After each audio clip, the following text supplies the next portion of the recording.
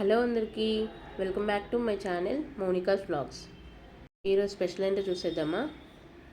చూడ్డానికి కలకంద్ లాగా కనిపిస్తుంది కదా, బట్ ఇది కలకంద్ కాదండి. ఇది కోకోనట్ కోవా బర్ఫీ. పండగల టైంలో మన ఇంట్లో కొబ్బరి ఉంటుంది కదా, పచ్చి కొబ్బరి ఉన్నప్పుడు ఈ స్వీట్ తప్పకుండా ట్రై చేయండి. చాలా బాగా నచ్చుతుంది మీ అందరికీ. అప్రిసియేషన్ గ్యారంటీడ్ రెసిపీ అండి, చాలా బాగుంటుంది టేస్ట్ అయితే. ఇప్పుడు ప్రాసెస్ ఏంటో చూసేద్దాం. సో ముందుగా మన ఛానల్ని కొత్తగా చూసిన వాళ్ళు సబ్స్క్రైబ్ చేసుకోండి, అలాగే లైక్ చేసి షేర్ చేసేయండి. రెసిపీ కోసం వీడియో చివరిదాకా చూడండి. ముందుగా ఇలా పచ్చి కొబ్బరి ముక్కల్ని బ్లాక్ పార్ట్ అంతా పైన తీసేసి ఇలా చిన్న ముక్కలుగా కట్ చేసుకోవాలండి. వీటిని మిక్సీ జార్లోకి వేసుకొని కొంచెం మిల్క్ కూడా యాడ్ చేసేసుకొని మంచిగా పేస్ట్ చేసుకోవాలి. మనకి పాలు యాడ్ చేసుకొని మిక్సీ చేసుకోవడం వల్ల ఇది మంచి క్రీమీ టెక్స్చర్ వస్తుంది. పేస్ట్ కూడా చూడండి ఎంత అసలు సూపర్గా కనిపిస్తుంది కదా పేస్ట్. అసలు స్టవ్ ఆన్ చేసుకొని దానిపైన బాండి పెట్టుకొని అందులోకి కొన్ని పాలు యాడ్ చేసుకోవాలి. ఇది కొంచెం వేడైన తర్వాత మనం మిక్సీ పట్టి పెట్టుకున్న ఈ కొబ్బరి మిశ్రమాన్ని ఇందులోకి వేసుకోవాలండి విత్ పాలు. వీటిని మనం దగ్గరుండి మంచిగా కలుపుకుంటూ హై ఫ్లేమ్లోనే చేసేసుకోవాలి. మనం లో ఫ్లేమ్లో కనుక చేస్తే ఈ స్వీట్ చేయడానికి చాలా టైం పడుతుందండి. సో హై ఫ్లేమ్ పెట్టుకొని దగ్గరుండి మంచిగా కలుపుతూ చేసుకోవాలి. ఇలా కోకోనట్ అనేది మనకి పాలల్లో మంచిగా కలుపుతూ చేసుకోవడం వల్ల స్వీట్నెస్, కోవా కన్సిస్టెన్సీ చాలా బాగా వస్తుంది. చేసేటప్పుడు కొంచెం శ్రమే అనిపిస్తుంది, కానీ తినేటప్పుడు మాత్రం అసలు శ్రమ మర్చిపోతామండి, అంత బాగుంటుందన్నమాట. సో మీ దగ్గర పచ్చి కొబ్బరి కనుక ఉంటే ఖచ్చితంగా ట్రై చేయండి. జస్ట్ 1 పీస్ ఉన్నా కూడా. చూడండి ఆ కొబ్బరి తురుము అనేది మిల్క్లో మిక్స్ అయ్యి ఎంత క్రీమీగా కనిపిస్తుందో. అసలు మంచి కోవా కన్సిస్టెన్సీకి రావాలి. అప్పటిదాకా మనం మంచిగా కలుపుకుంటూ వేసుకోవాలి. ఈ పైన పేరుకున్న మీగడంతా నురుగంతా అందులోకి మనం వేసుకుంటూ మంచిగా కలుపుకోవాలండి. ఇది దగ్గర పడేదాకా మనం హై ఫ్లేమ్లోనే కలుపుకోవాలి. మళ్ళీ మనం కలపడం కనుక ఆపేస్తే కింద అడుగంటేస్తుందండి. అందుకే మీరు మంచిగా జాగ్రత్తగా కలుపుకుంటూ ఉండాలి. ఇది మనకి ఇలా దగ్గర పడి ఉడకడానికైతే మినిమం 10 మినిట్స్ పడుతుందండి, 8 to 10 మినిట్స్. చూడండి ఎంత బాగా కనిపిస్తుందో కోవా అనేది.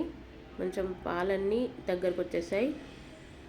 అసలు ఇది మనం స్వీట్ అయ్యేదాకా కూడా ఉండమండి, అంత సూపర్గా అనిపిస్తుంది అన్నట్టు. జస్ట్ అయిపోయిన తర్వాత ఒక బౌల్లో వేసుకొని తింటే బాగుండు అనేలాగా అనిపిస్తుంది.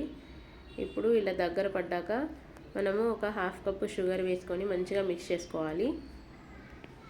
మీరు షుగర్ తక్కువ తినే వాళ్ళైతే కొంచెం తక్కువే వేసుకోండి, అలాగే ఎక్కువ తినే వాళ్ళైతే ఎక్కువ తీసుకోండి.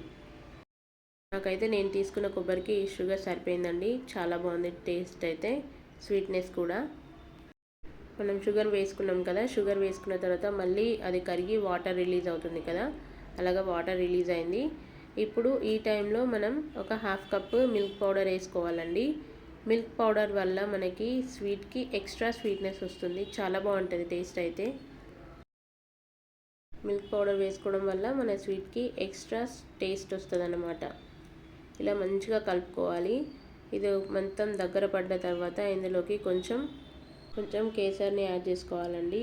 అదే కుంకుమ పువ్వు ఉంటే యాడ్ చేసుకోండి, లేదంటే స్కిప్ చేసేయచ్చు. అన్నీ వేసుకున్న తర్వాత మంచిగా మిక్స్ చేసుకోవాలి బాగా దగ్గర పడేదాకా. ఈ వాటర్ అనేది మనకు కనిపించకూడదండి, బాగా దగ్గరకు వచ్చేసేయాలన్నమాట. మనం ఇలా కలుపుతున్నప్పుడే మనకి కోకోనట్ నుంచి కొంచెం ఆయిల్ రిలీజ్ అయినట్టుగా కనిపిస్తుంది. అప్పటిదాకా వేయించుకోవాలి మనం మంచిగా. దగ్గర పడ్డాక లో ఫ్లేమ్కి టర్న్ చేసుకొని మంచిగా ఫ్రై చేసుకోవాలండి. చూడండి ఈ కన్సిస్టెన్సీకి రావాలి. ఒక బౌల్లో గీ రాసేసి బటర్ పేపర్ అప్లై చేసుకోవాలండి. దానిపైన కూడా కొంచెం గీ రాసేసి ఈ పేస్ట్ ఏదైతే ఉందో మిశ్రమం, దీన్ని మొత్తం ఈ స్వీట్ని ఆ బౌల్లోకి మంచిగా స్ప్రెడ్ చేసేయాలి స్పాచులా తోటి. దగ్గర ఏదైనా ఫ్లాట్ గిన్నె ఉంటే ఆ ఫ్లాట్ గిన్నెతో అయినా మంచిగా సమానంగా సర్దుకోవాలి దీన్ని.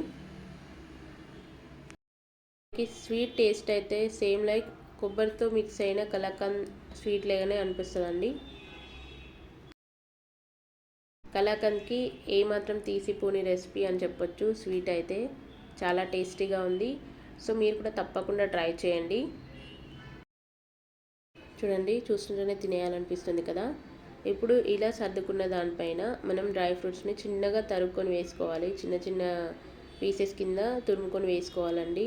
ఇలా మొత్తం బాగా స్ప్రింకిల్ చేసేయాలి, చక్కగా కనిపిస్తుంది. అప్పుడు బాగా స్ప్రెడ్ చేసేసి మంచిగా మనం దీనికి స్ప్రెడ్ చేసేసుకోవాలండి. ఇలా డ్రై ఫ్రూట్స్తో గార్నిష్ చేయడం వల్ల మనకి లుక్ వైజ్ కూడా చాలా బాగుంటుంది స్వీట్. ఇప్పుడు దీన్ని ఒక 1 అవర్ పాటు గాలికి వదిలేయాలండి, ఆరనివ్వాలి. ఇది పూర్తిగా చల్లారిన తర్వాత మాత్రమే దీన్ని మనం పీసెస్ కింద కట్ చేసుకోవాలి. అంటే మనకి స్వీట్ టైప్ లాగా రాదు, డైరెక్ట్ ఊడొచ్చేస్తుంది అనమాట. ఇప్పుడు నైఫ్ సహాయంతో మనము దీనికి ఘాట్లు పెట్టుకుందాం.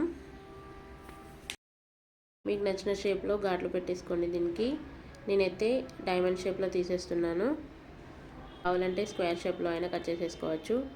చూడండి, కట్ చేసిన తర్వాత చూపిస్తున్నాను.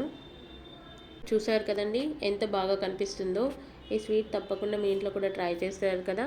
మీరు కూడా ట్రై చేసి నాకు ఎలా వచ్చిందో కామెంట్ చేయండి. అలాగే మన ఛానల్ని సబ్స్క్రైబ్ చేసి నోటిఫికేషన్ సింబల్ని ఆన్లో పెట్టుకోండి. అలాగే లైక్ చేసి షేర్ చేయండి మీ ఫ్రెండ్స్తో. Thank you for watching the video అండి. Stay tune to this channel. Bye.